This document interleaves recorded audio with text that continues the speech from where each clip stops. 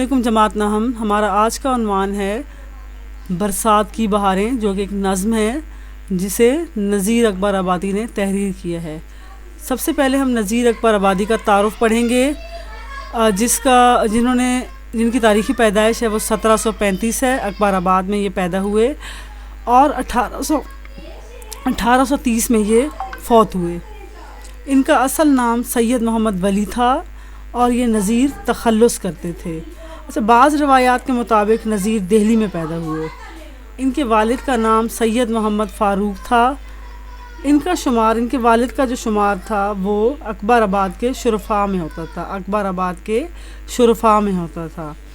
ان کے جو والد تھے وہ نوری دروازہ آگرہ میں رہتے تھے. عبدالغفور شہباز نے اپنی کتاب زندگانی بے نظیر میں لکھا ہے کہ نذیر کے والد کے گھر میں 12 بچے ہوئے جو فوت ہو گئے. نذیر 13ویں تھے جو بڑی دعاؤں اور منتوں سے بچے تھے.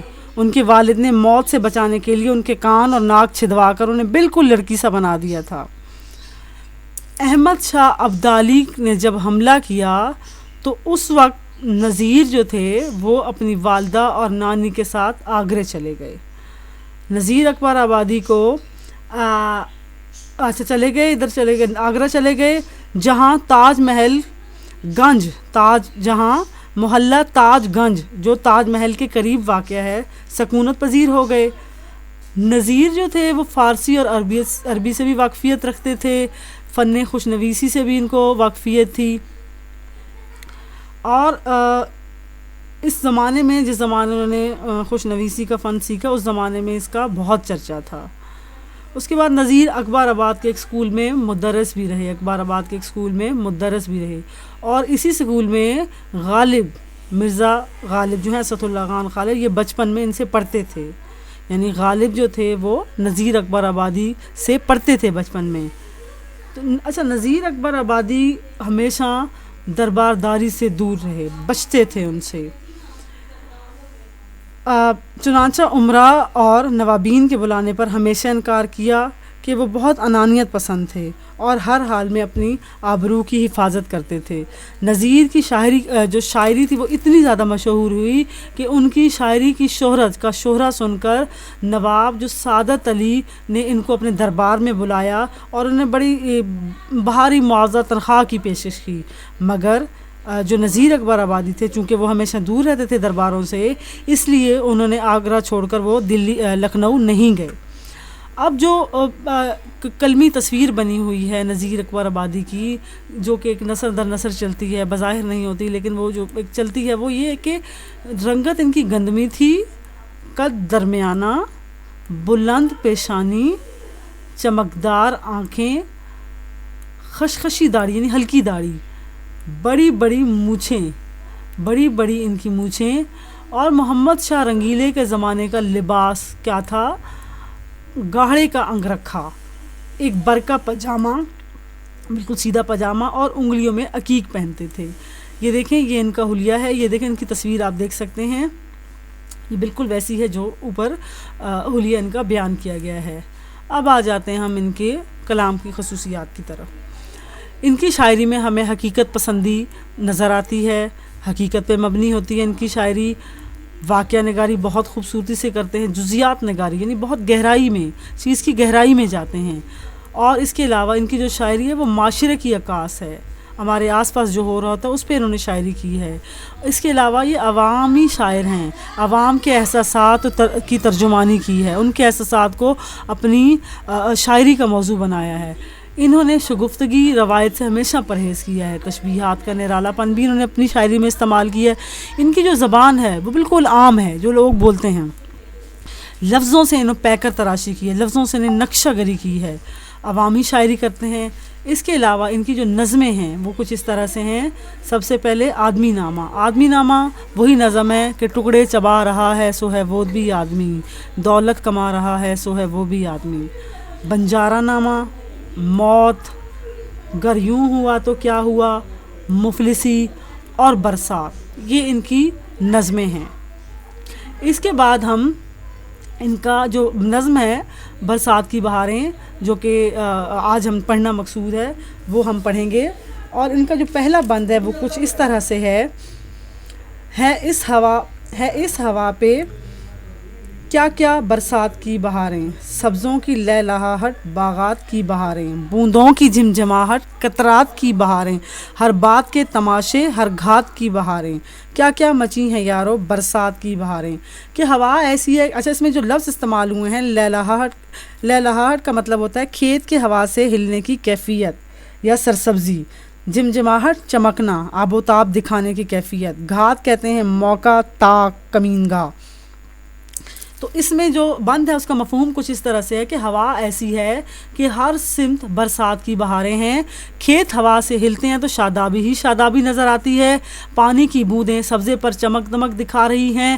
ہر طرف رونق ہے اور برسات کی دھوم ہے، بہاروں کی دھوم ہے. یعنی پہلے بند میں شاعر یہ کہہ رہے ہیں کہ بادل ہوا کے اوپر ہو مست شاریں، کے مطلب یہ کہ شاعر کہتے ہیں کہ بادل ہوا کے دوش پر سوار ہو کر آ رہے ہیں اور اپنی مستیاں دکھا رہے ہیں. اچھا، پہلے بند میں شاعر یہ کہتے ہیں کہ ہوا ایسی ہے کہ ہر سمت برسات کی بہاریں ہیں. کھیت ہوا سے ہلتے ہیں تو شادابی ہی شادابی نظر آتی ہے. اچھا، مطلب یہ ہے اس کا کہ جو نذیر اکبر آبادی ہیں وہ عوامی شاعر ہیں. انہوں نے عشقیہ شاعری کرنے کی بجائے ایسی شاعری کی ہے جس میں عوام کے دلوں کی دھڑکنیں موجود ہیں. وہ اپنے ارد گرد سے مواد لیتے ہیں اور پھر انہیں اپنی نظم کا موضوع بنا لیتے ہیں. انہوں نے انسان دوستی کے ساتھ ساتھ انسانی جذبات و احساسات کی بھی ترجمانی کی ہے. کہتے ہیں کہ برسات کا موسم شروع ہو گیا ہے. ہوا میں خنکی اور ٹھنڈے ٹھنڈے جھونکے عجیب طراوت بخش رہے ہیں. ہوا کے پرسرور جھونکے آتے ہیں تو سرسبز و شاداب کھیت جھومتے نظر آتے ہیں. یوں محسوس ہوتا ہے کہ ہر طرف سرسبزی اور شادابی ہے. حد نگاہ تک ہریالی ہی ہریالی دکھائی دیتی ہے. تو یعنی جب برسات ہوتی ہے، جب بارش برستی ہے تو سبزے کی چادر پر موتیوں کی آب و تاب بڑی حسین معلوم ہوتی ہے. تو پانی کے قطرے موتیوں کی مانند چمک رہے ہوتے ہیں اور یہ عجیب چمک دمک عجب بہار دکھا رہی ہوتی ہے. اب کہتے ہیں نذیر کہ برسات کا موسم شروع ہو چکا ہے، دور دور تک سرسبزی و شادابی ہے. اب مینہ کے قطرے سرسبز فرش پر موتیوں کی صورت دکھا رہے ہیں. اب جدھر بھی ہم نظر اٹھائیں، ایسا نہیں ہے کہ یہ نظارہ ہمیں کسی ایک جانب نظر آتا ہے، بلکہ جدھر بھی نظر اٹھائیں ہر طرف حسین اور دل فریب مناظر ہمیں نظر آتے ہیں.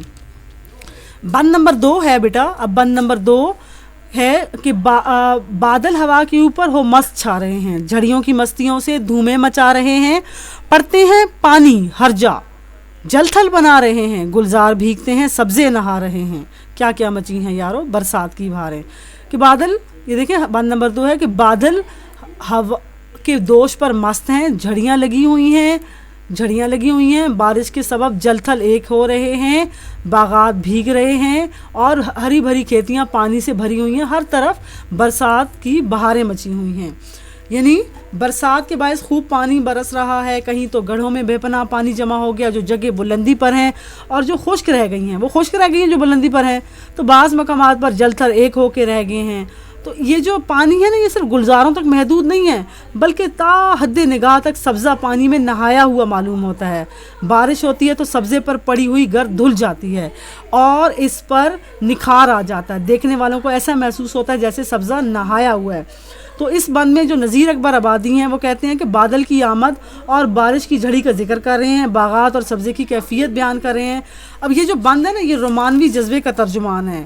بندش الفاظ نہایت عمدہ ہے. بند نمبر 3 جو ہے، اس میں کہہ رہے ہیں کہ ہر جا بچھا رہا ہے سبزہ ہرے بچھونے، قدرت کے بچھ رہے ہیں ہر جا ہرے بچھونے، جنگلوں میں ہو رہے ہیں پیدا ہرے بچھونے، بچھوا دیے حق نے کیا کیا ہرے بچھونے، کیا کیا مچی ہیں یارو برسات کی بہاریں. اچھا بیٹا، یہ جو مصرع بار بار ریپیٹ ہوتا ہے، جیسے کیا کیا مچی ہیں یارو برسات کی بہاریں، یہ ہر بند کے بعد یہ مصرع ریپیٹ ہو رہا ہے، دہرایا جا رہا ہے. تو اس مصرے کو جو بار بار دہرایا جائے اس کو ٹیپ کا مصرع کہتے ہیں.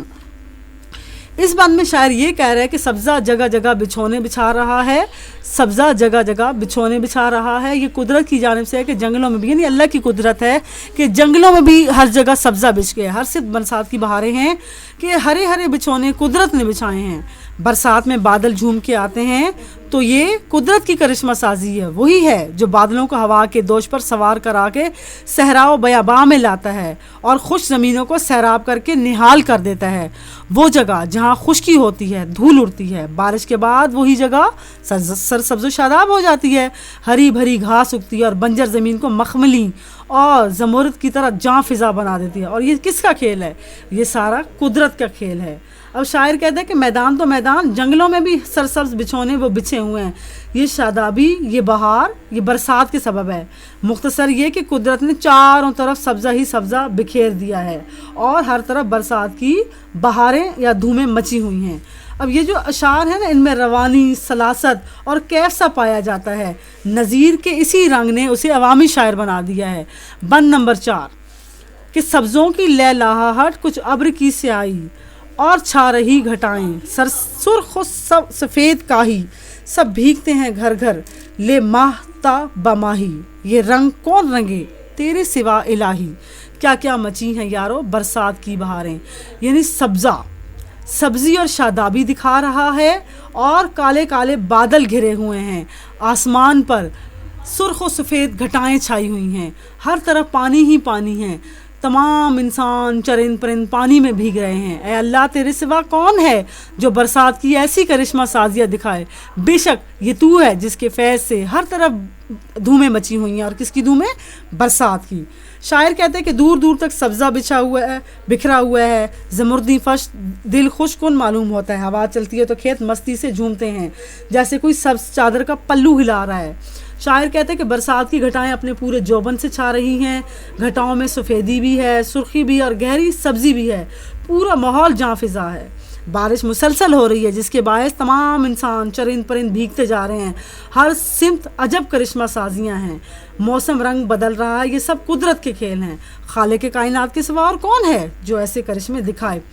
آخری بند ہے کہ اللہ تعالیٰ نے کیسے کہ کیا کیا رکھے ہیں یا رب، سامان تیری قدرت، بدلے ہیں رنگ کیا کیا ہر آن تیری قدرت، سب مست ہو رہے ہیں پہچان تیری قدرت، تیتر پکارتے ہیں سبحان تیری قدرت، کیا کیا مچی ہیں یارو برسات کی بہاریں۔ کہ اب دیکھیں کہ اللہ تعالیٰ نے کیسی کیسی کرشمہ سازیاں دکھائی ہیں کہ ہر آنکھ جو پہلے جہاں خشکی تھی، جہاں پہلے ایک ہر طرف خشکی نظر آتی تھی، وہ رنگ ایک دم ایسے بدلا ہے کہ ہر طرف ہمیں سرسبز ہرے بچھونے نظر آ رہے ہیں۔ اور اللہ تعالیٰ کی یہ قدرت دیکھ کر ہر جاندار، ہر زیرو جو ہے وہ مست و بے خود ہو رہا ہے۔ اور خاص طور پر جو تیتر ہے، وہ پرندہ اللہ تعالیٰ کی حمد و ثنا کرنے میں مصروف ہے۔ یعنی شاعر جو ہے وہ کہہ رہا ہے کہ برسات نے عجب سما پیدا کر دیا ہے، قدرت نے انسان کا دل لبھانے کے لیے کیا کیا سامان پیدا کیے ہیں۔ برسات کا یہ حسین موسم دلوں میں جوش، ارتعاش اور مستی پیدا کرتا ہے۔ قدرت کی کرشمہ سازیاں دیکھ کر سب لوگ مست و بے خود ہو رہے ہیں۔ اب جو نذیر اکبر آبادی ہے نا، اس بند میں یہ بتانا چاہتے ہیں کہ قدرت کے انوکھے رنگ دیکھ کر جو صاحبان شعور ہیں وہ بے خودی کی حالت میں ہیں، تو برسات سے پورا ماحول جو نہا گیا ہے، درختوں کی شاخوں نے بھی غسل کر لیا ہے، اور سبزے کی لہلہاہٹ تو قلب و جان کو تراوت بخش رہی ہے۔ اب کہتے ہیں کہ انسانوں کی مستی اور دل فریبی تو ایک طرف، برسات کے دل فریب مناظر سے حز اٹھاتے ہوئے تیتر بھی اللہ کی حمد و ثنا میں مصروف ہو گئے ہیں، اور ان کی زبانوں سے بھی سبحان ربنا کی آوازیں بلند ہو رہی ہیں۔ میر انیس نے ایک جگہ کہتے ہیں، وہ قمریوں کا چار طرف سرو کے ہجوم، کوکو کا شور، نالائے حق سرا کی دھوم، سبحان ربنا کی صدا تھی العوم، جاری تھے وہ جو ان کی عبادت کے تھے رسوم، کچھ گل فقط نہ کرتے تھے رب اعلیٰ کی ہم، ہر خار کو بھی نو کے زباں تھی خدا کی ہم۔ یعنی برسات کی بدولت انسان جو پرندے ہیں وہ بھی چرند پرند جو ہیں وہ بھی اللہ تعالیٰ کی حمد و ثنا کر رہے ہیں۔ یہ جو بند ہے نا، یہ بھی سلاست اور روانی کی عمدہ مثال، اور اس میں عوامی جذبات انگڑائیاں لے رہے ہیں۔ مجھے امید ہے جماعت نہم آپ کو یہ جو نظم ہے یہ سمجھ آ گئی ہوگی۔